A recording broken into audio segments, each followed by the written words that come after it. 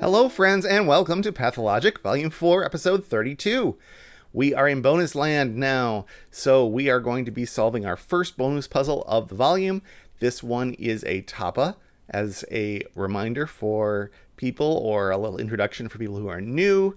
Bonus puzzles at the end of each volume are a little trickier. They're ones the setters decided were just a little bit out of reach of the genuinely approachable level that they normally strive for. So we might find some challenges, but I imagine they are still quite gettable as a rule. We will still be showing you the rules of all of these puzzles, and you can also go back in the archive and see the previous solves so that you can get comfortable with things before you get into the deeper waters here. And then feel free to click the link, solve it yourself, or just watch me have a go right after this when we take a look at the rules. Tapa is a shading puzzle in which we will shade some cells so that all shaded cells form one orthogonally connected area. Orthogonally connected here just means connected by edges, so that means that from any one shaded cell anywhere in the answer, we can get to all the others just by tracing a path through other shaded cells. Clues cannot be shaded and represent the lengths of the blocks of consecutive shaded cells in the up to 8 cells surrounding the clue. This is the most important rule and also the most confusing one. So a good example will be this center clue, which says 1, 1, 3.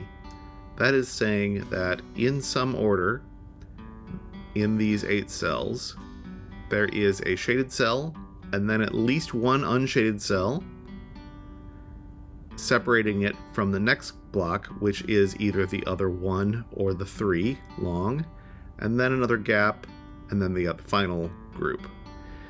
In the example solution, we can see here that we have a 1 length, another 1 length, and the 3 length over here. Finally, no 2x2 region may be entirely shaded.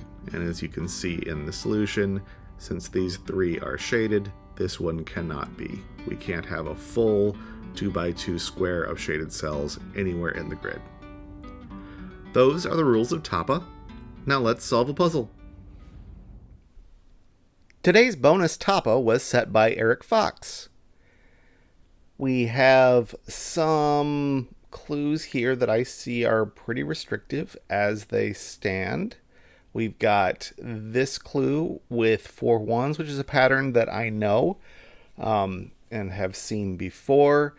And the easy way to see this is usually we need to have ones spaced either like this or like this. And that is going to define what happens next, because this is up against the edge of the grid.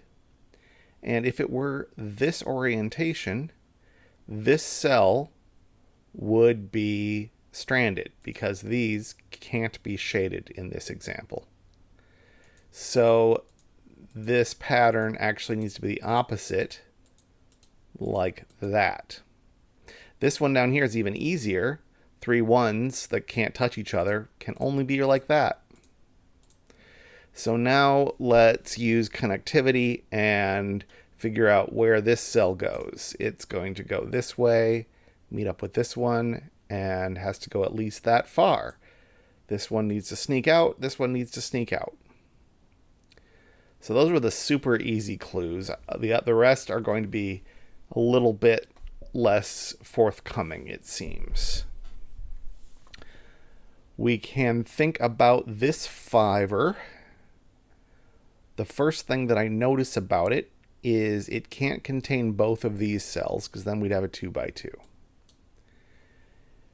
Because of that, there's going to be some constraints. Let's say it's a set of 5 cells that doesn't cross these two. So let's push it as far as we can this direction without going over this protected line here. That would be these 5, like so.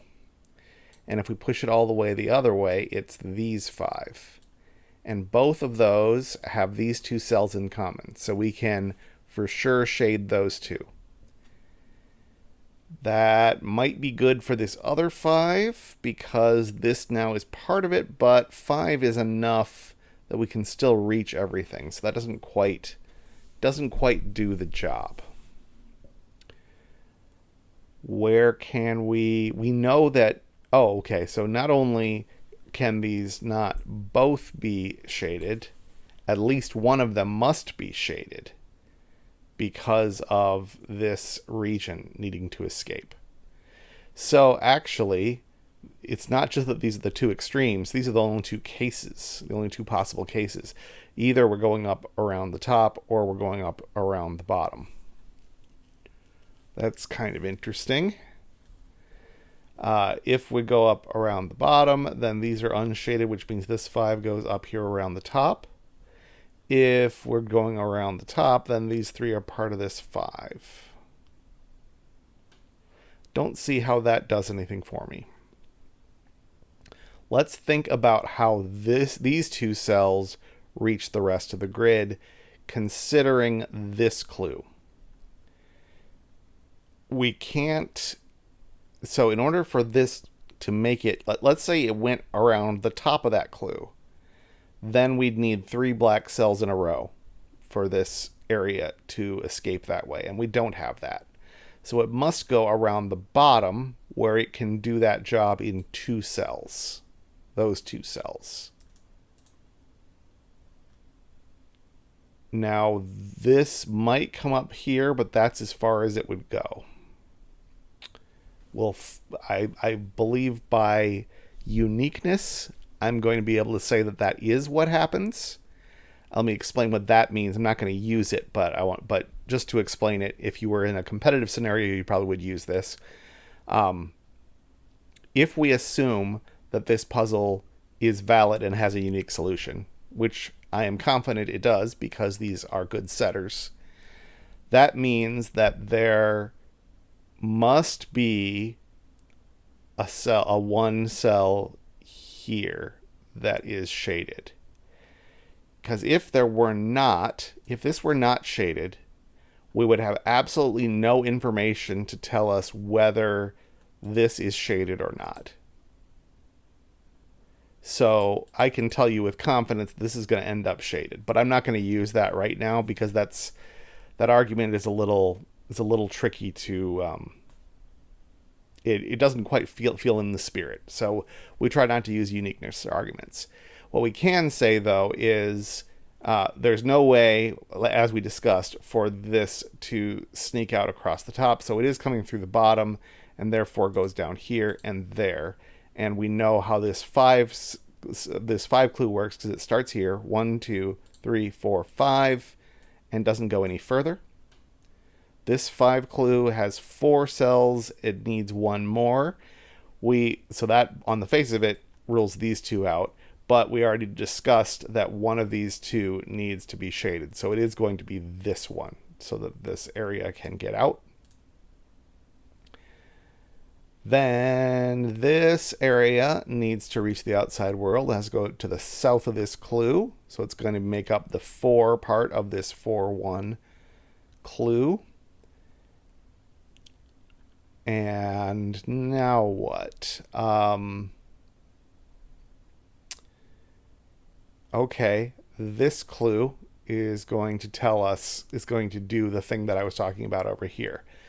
Because this is 2 singles, we don't have a way for any of the black cells over here to make it through this gap. They could come up here, but then couldn't travel because that would make this at least a 2. And because of that, these cells are never going to be visited. And this clue can only be satisfied by something coming up around this corner and hitting that cell. So that now takes care of defining what I was saying before about the uniqueness thing. If this were shaded, then it would be stranded. If this were shaded, it would be stranded. So now we need to fit 2 singles, and we can only do that one way. These are both dead ends that need to be connected. Those come out that way. We have this clue is going to have to do the rest of the work, really. We can't, so this region can't go around here to connect anywhere. So it's going to have to connect this way. And therefore, this cell is going to have to be shaded. If this were not shaded, then all of these things are going to have to go through this gap, and that would need more than a 2. So this is shaded. We have to avoid a 2 by 2. This region has to come out through here, and now this 1, 2 clue means that one of these is by itself, the other one extends into here, but either way, none of these are shaded. This area has to come west, and this 2 by 2 needs to be prevented, and now we can finish the 1, 2 clue. Here's the 1, here's the 2. We've got a big contiguous region now, and this bit at the bottom, which is going to need to hook up, and there's only one little gap where they can meet. Avoid a 2 by 2. This 1, 4 has the 1, because these 3 can't connect up there. That would be a 5, so that's not shaded. So this must come around like so, and this is going to be completed with that, leaving a 2 by 2, so that's not shaded. This is shaded, and that is how we solve a Tapa.